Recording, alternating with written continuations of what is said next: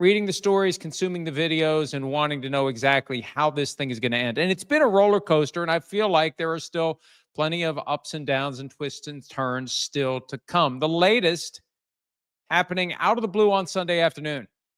Chief Strategy Officer of the NFL Players Association, JC Tretter, the former union president who was in the position when Lloyd Howell was hired through a very top secret, non-transparent process, because it's us against them and the media is meddling and we don't want anyone to know our business and we don't want anyone influencing. Yeah. So they do this top secret thing where there's no proper vetting externally. You know, the media can be a very powerful external vetter of candidates. It was all done secretly, and there was never much of an explanation, if any, as to even who the candidates were. Well, more is coming out, because now that Tretter has resigned, and the article that landed out of the blue yesterday afternoon around 4 o'clock Eastern, it surely was several hours coming. There was a full hour interview that JC Tretter did with Jonathan Jones of CBS Sports. And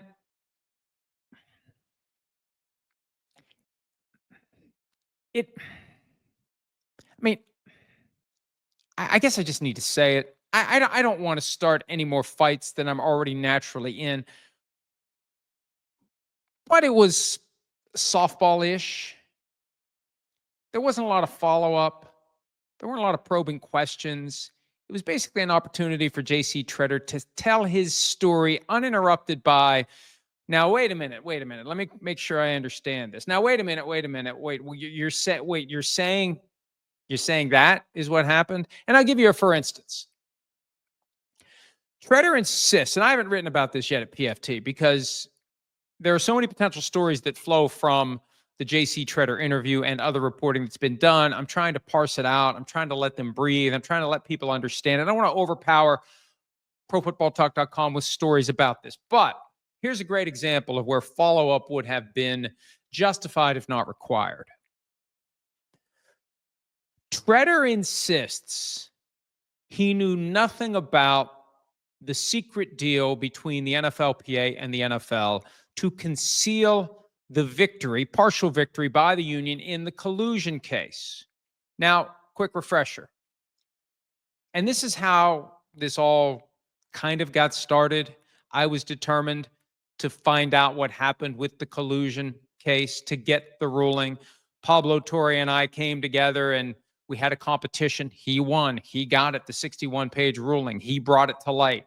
We've spent a lot of time talking about it. And more compelling than the fact that the NFL got its hand caught in the collusion cookie jar is the fact that the union never used this as a vehicle for leverage. You have to build leverage wherever you can. Tretter said that himself just before he also suggested that disgruntled running backs fake injuries because you can't be fined if you don't practice due to an injury. But he said you build leverage any and every way you can.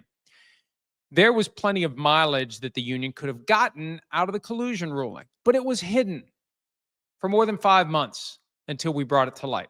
So Tretter's position is he had nothing to do with it, didn't know anything about it. Well, dude, why didn't your resignation come a month ago?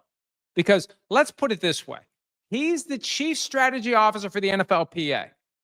The moment he finds out that his position was undermined, his authority was usurped, his entire existence was rendered irrelevant by the NFLPA executive director ignoring the chief strategy officer while developing the strategy to hide the victory in the collusion case, to hide the ruling that is chock full of evidence that could be used to hammer the NFL. If you're not going to consult with JC Tretter in formulating the strategy to hide this ruling, why is he even there? Why am I here? And that would have been the conversation that I had if I'm JC Tretter, if I truly had nothing to do with it and no knowledge of any of this hiding of the collusion ruling. Lloyd, kind of curious. Just asking a couple of questions here. Why didn't you tell me You're hiding this ruling. I'm the chief strategy officer. How'd you come up with the strategy? Did you not ask your chief strategy officer? It's the job you created and hired me for. So you're going to just come up with strategies without talking to your chief strategy officer? So, as Pablo noted on Twitter, more artfully than I could, JC Tretter is not the most reliable narrator of this story. And one of the things that really caught my eye as the dust settled, and I saw a Washington Post story that was posted last night with multiple tweets from Mark Maskey, who wrote the thing, pushing the idea that the executive committee, when it came down to two candidates, David White, who had been the SAG-AFTRA union chief, and Lloyd Howell, the executive committee did a straw poll, and it was 10-1, White over Howell. And for whatever reason, the executive committee never shared their recommendation with the player representatives, the 32 players who voted on the executive director. They never shared it with them because apparently they didn't ask. But that was in the Washington Post story as if it was new, as if it was brand new, attributed to unnamed sources, right near the top of a very long story. So many stories that get posted and printed are so much longer than they need to be. You could break them into 2 or 3 stories and make more money off of them. It's maybe one of the reasons why so many newspapers and other media outlets go belly up. You don't have to have a contest to make the longest possible story you can. My point is this. When you look at that story, it feels like the biggest news in there, in the opinion of the Washington Post, was this 10-1. The executive committee favored David White over Lloyd Howell. Well, Tretter himself said it in the interview that was posted hours before the Washington Post story landed. It is so weird, and it makes me wonder, did Tretter catch wind of the Washington Post story?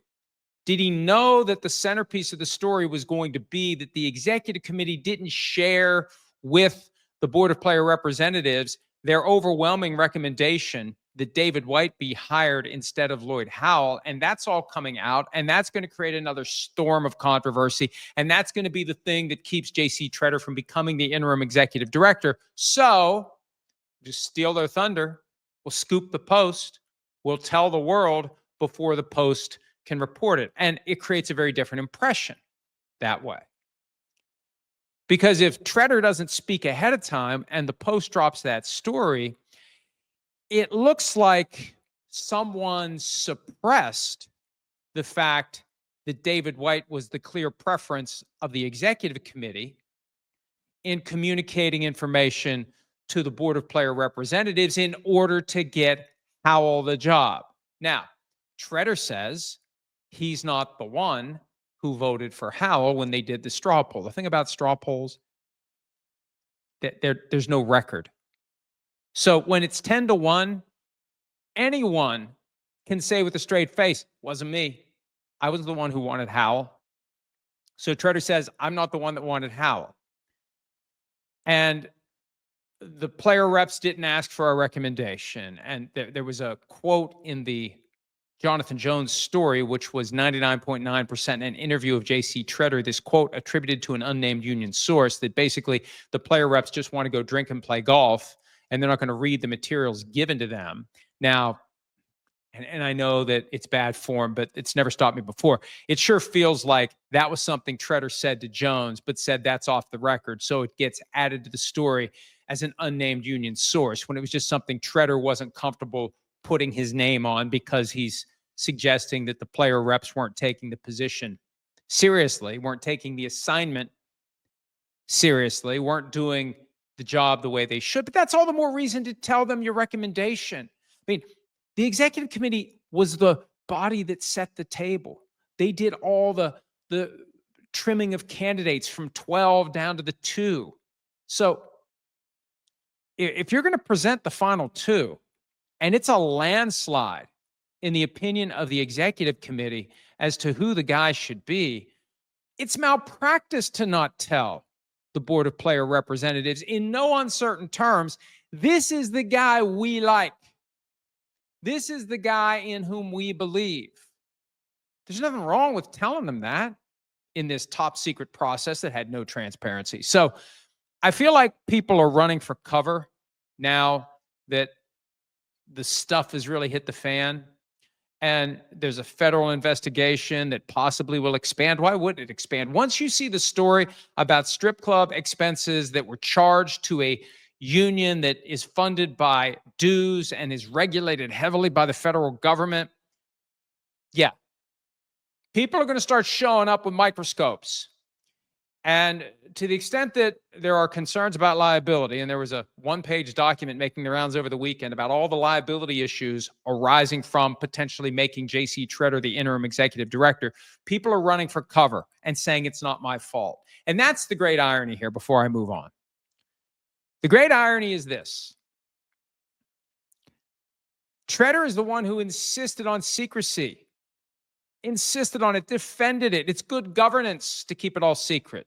We don't want the media interfering. We don't want people politicking, campaigning through the media for this job. Fine. So now that the Lloyd Howell regime has collapsed, you're going to be transparent and say, don't blame us. We wanted the other guy. You kept your mouth shut for 2 years. But now that it's imploded, don't blame us. We wanted the other guy. Meanwhile, the executive committee and the board of player representatives trying to figure out the next moves. My advice is very simple. Don't rush into another interim executive director or any interim executive director. They haven't hired one yet. If Tretter's out, that complicates everything. I think it makes sense to look outside the building.